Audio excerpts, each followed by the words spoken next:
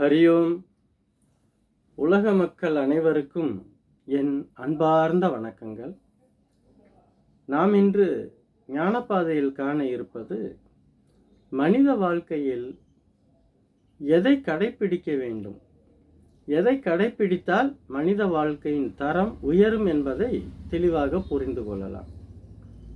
மனிதன் வாழ்க்கையில் சத்தியத்தையும் தர்ம சிந்தனைகளையும் கடைப்பிடிக்கவில்லை என்றால், அவன் எத்தனை பிரார்த்தனை செய்தாலும் சரி, எத்தனை யாகங்கள் செய்தாலும் சரி, எத்தனை மந்திரங்கள் போட்டாலும் சரி, எத்தனை அபிஷேகங்களையும் ஆராதனைகளையும் செய்தாலும் சரி, எந்த வகையிலும் அவனுக்கு புண்ணியம் வந்து சேராது.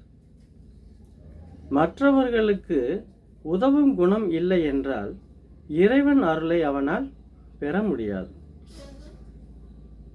சிலர் பேருக்காகவும் புகழுக்காகவும் விளம்பரம் தேடும் வகையிலும் அன்னதானங்கள்,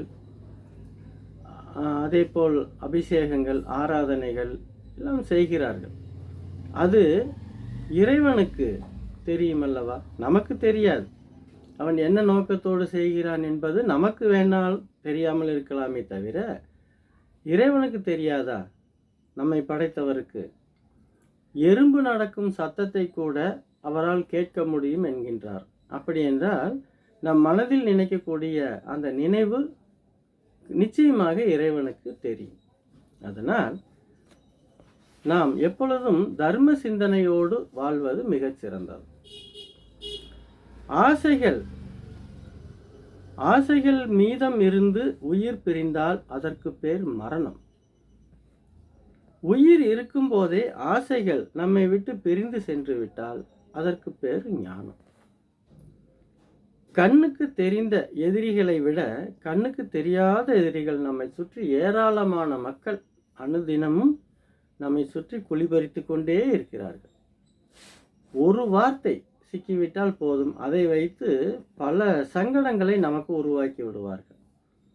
அதனால் எப்போதுமே நாம் வாக்குவாதம் செய்வதை விட செயலில் அதிகமாக அக்கறை காட்டினால் நிச்சயமாக நம்மளுடைய வாழ்க்கை தரம் மிகவும் உயர்ந்து கொண்டே போகும். இந்த வாக்குவாதங்கள், அரசியல் பேசுகிறோம், சினிமா கதைகளை பேசுகிறோம், பக்கத்து வீட்டில் நடந்ததை பேசுகிறோம், எதிர்த்த வீட்டில் நடந்ததை பேசுகிறோம், உலகத்தில் எங்கெங்கோ நடக்கும் விஷயங்கள் அனைத்தையும் நாம் கூடி கூடி பேசிக்கொண்டே இருக்கிறோம். அப்படி பேசுவதால் நமக்கு வாழ்க்கையில் எந்த விதமான முன்னேற்றமும் வராது. நாம் முன்னேற வேண்டும் என்றால் நாம் எந்த தொழிலை எடுத்துக்கொண்டோமோ அது தொழிலாகட்டும், வியாபாரமாகட்டும், கண்டுபிடிப்புகளாகட்டும், படிப்பாகட்டும், எதாக இருந்தாலும் அதில் முழு கவனம் செலுத்தினால் நிச்சயமாக நம்மளுடைய வாழ்க்கை தரம் உயர்ந்த நிலைக்கு வரும் என்பதை புரிந்து கொள்ளுங்கள். இந்த காணொளி உங்களுக்கு பிடித்திருந்தால் மற்றவர்களுக்கும் பகிர்ந்து அளியுங்கள். அனைவரும் முன்னுக்கு வரட்டும். யூடியூப்பிலும் ஆர்ட் ஆஃப் சாய் யோகா என்று இருக்கிறது, கண்டு மகிழுங்கள்.